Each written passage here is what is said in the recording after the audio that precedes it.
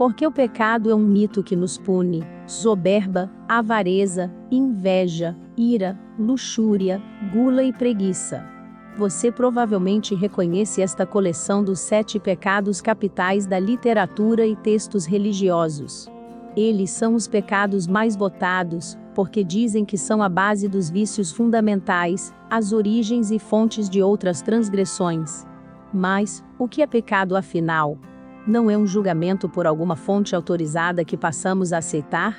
Como a imoralidade, sua definição é ilusória. Nós a conhecemos quando a vemos. A palavra pecado é uma das palavras mais incompreendidas e pessoalmente prejudiciais na língua portuguesa.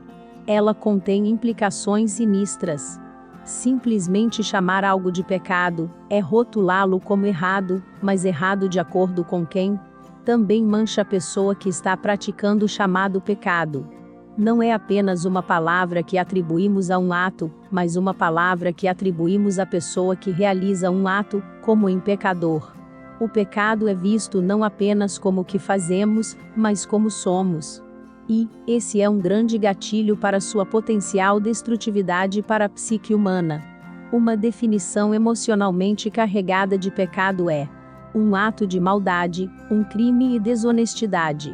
No lado mais neutro, o pecado tem sido descrito como um ato imoral considerado contra a lei divina.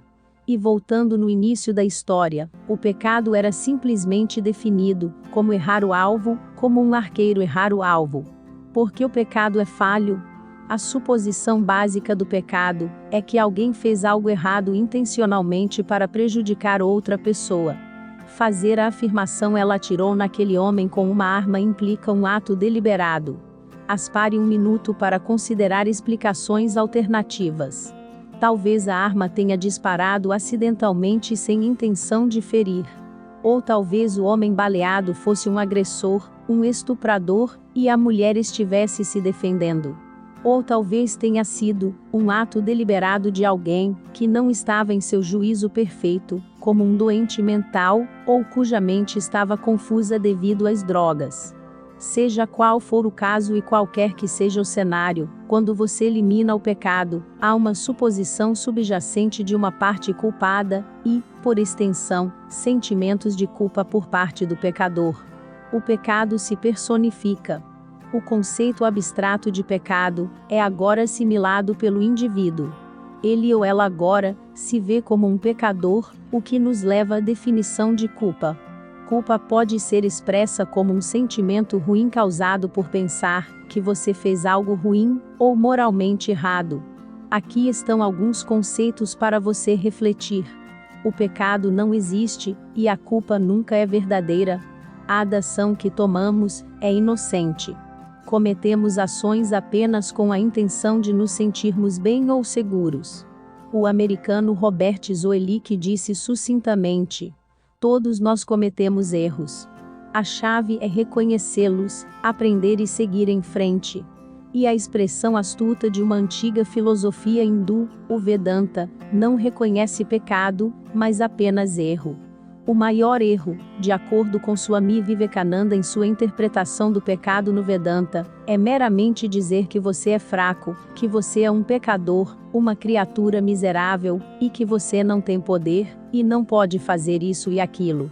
A ação em si pode ter produzido resultados errados, mas a pessoa que a fez não agiu com a intenção de prejudicar, ou se o fez, fez por uma ou mais razões.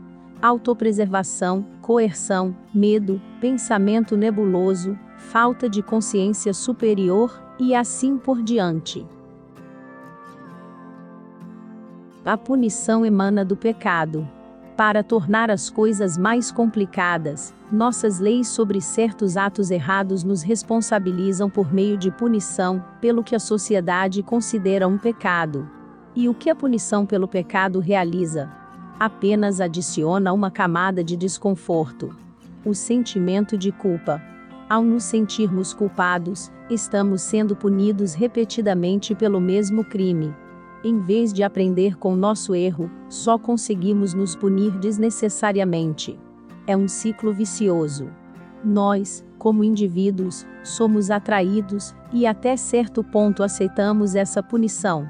Assumimos culpa, admitimos intenção ou irregularidade, e isso muitas vezes pode levar a nos sentirmos culpados. Nesse contexto, o pecado usurpa a definição de mal, e os indivíduos se veem como inerentemente maus, como pecadores. Identificar e responder ao pecado geralmente é o domínio de órgãos religiosos e governamentais, interpretados por aqueles que nos governam, para manter as pessoas na linha. Eles têm sistemas para realizar justiça em resposta à desobediência a esses pecados. Em alguns países e culturas, não obedecer às ordens de seu marido, falar negativamente sobre o próprio governo, tomar álcool são pecados puníveis. A realização da verdade.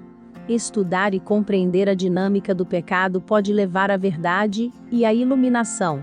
Essa percepção pode ocorrer imediatamente, ou pode levar algum tempo para sua consciência processá-la. Mantenha a mente aberta. Escolha não aceitar um ato como pecaminoso, evitando assim uma camada de culpa e punição repetida. Não convide a culpa a se estabelecer. Ao convidar a culpa, você está apenas encorajando um convite aberto de punição do universo. A culpa não serve para nada. O aprendizado sim. Admita que cometeu um erro, aprenda com ele, tome ações corretivas e siga em frente. Ao substituir a palavra erro pelo que você consideraria pecaminoso, muda o significado desse conceito embutido. A palavra erro tem uma energia mais positiva. Ao fazer isso, você é capaz de ver os erros como oportunidades de aprendizado, e não atos pecaminosos pelos quais você precisa ser punido. Quando paramos de ver a nós mesmos e aos outros como inerentemente pecaminosos, nossas vidas se tornam mais significativas e alegres. Nós florescemos plenamente, como seres humanos criativos, quando não vivemos dentro dos limites estreitos determinados pelos julgamentos de nossas ações e do estado de nossas almas. Compreender o poder que as palavras têm sobre nós não pode ser exagerado. O pecado é uma ilusão, mas mesmo assim, energeticamente, a culpa que dele emana atrai o castigo. A culpa é uma condenação autoimposta. É a responsabilidade pessoal levada ao extremo. Veja o pecado pelo que ele realmente é, uma palavra oca. Isso por si só é um fenômeno inestimável que transformará sua vida. Gratidão. Namastê.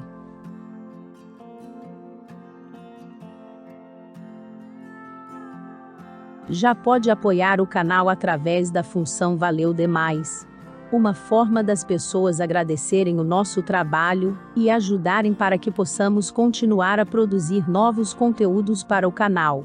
Para ajudar, só precisa clicar no símbolo do coração que aparece no vídeo e seguir as instruções. Gratidão.